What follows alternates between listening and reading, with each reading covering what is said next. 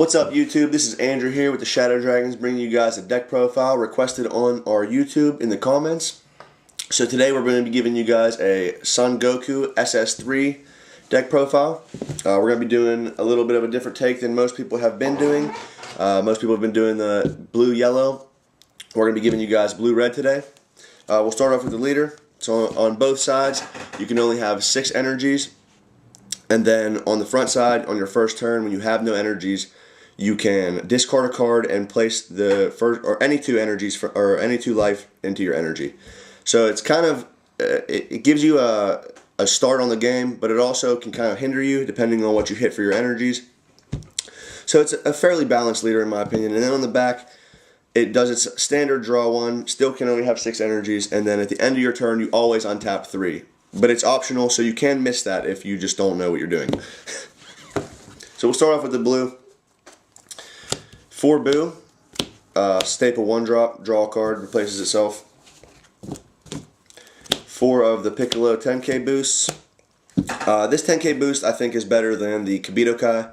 Drawing a card every time you play it is just really good for keeping hand advantage and replacing itself every time you use it. And it's way better on defense. Especially when they do combos, because you're not like forced to combo something or bounce something back to their hand, and you automatically get to draw one. It's just way better, in my opinion. 4 of the Raging Spirit Son Gohan, 1-cost combo, play it in rest mode. It's really good. Like I said, your leader untaps 3 at the end of the turn when he's awakened, so you always have energies to be able to play things like this.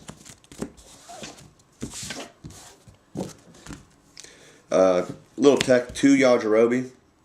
Our locals had a lot of like apes and stuff like that running around, so revenge blockers are really good against that deck because they don't play a lot of removal and they have to deal with it somehow. 2 Jocko. This card's probably going to see a lot more play once Mecha Errata takes effect because Cell's going to come back and Jockoing TNs and things like that. And then this is also just used defensively for when they're trying to combo their hand out and go for game. It's very good. Next card we're going to do is Senzu Bean.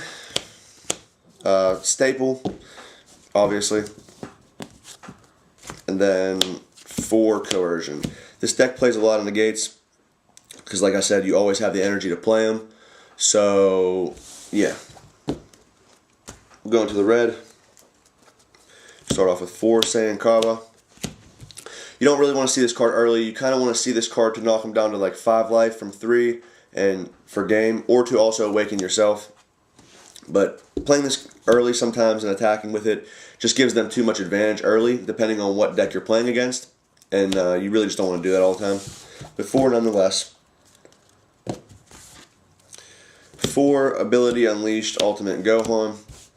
This card's a very good card.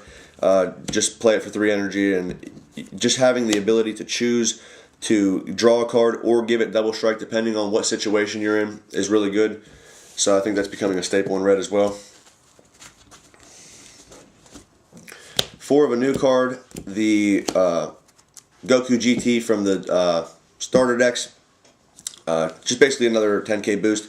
It costs 1 to combo with, which doesn't really matter in this deck, but you just draw a card, replaces itself, so just another 10k. Really good card, one of the best cards in the deck. 4 Topo. This is another negate. When either leader is awakened, or even at 15, so if they're Senzu Beaned or you're Senzu Beaned, you can play this guy for 2 red, including the negate effect. So he's just really relevant, really good. You can always untap 2 red and a blue, so you can have a Topo live with a Coercion or a Topo, and also be able to play one of the combo Gohans. You just want to do a lot of things on your opponent's turn in this deck, because you always have the energies to do that. So Topo is just one of the best cards to do that, and yeah. 4 Jiren. This guy's just like your bully. He's basically your field removal for the most part. Being able to attack 2 things even if they're in active mode is just incredible. And on the first attack he goes up to 30, which is just disgusting. And then the last red is 2 Champas. This is good for game, especially against like Mecha, because they take their own life down. Anything that self-awakens, Champa is really good against. even if you're pressuring them, just getting them down and then hitting them with a sneaky double strike is just insane. And then 4 black cards are 2 Time Patrol Trunks and 2 of the Trunks Power Overseeing Time. Obviously this card's incredibly good. And then this is like a new card, basically used for game, and also you want to recycle your 10k boost for the most part, unless you really need something, I would say. Like maybe a negate, like a topo or something like that would work as well, but mainly used for the 10k boost. And you only play 4 black cards in this deck because you don't want to hit the black cards off of your leader's unawakened ability to play from your life. That's just not good. Black energy's completely irrelevant right now. So that's the deck, guys. I hope you guys enjoyed it. A little bit of a different spin on the SS3 leader. So please remember to like and subscribe if you enjoyed it. And we'll be bringing you guys more content very shortly. Have a nice day.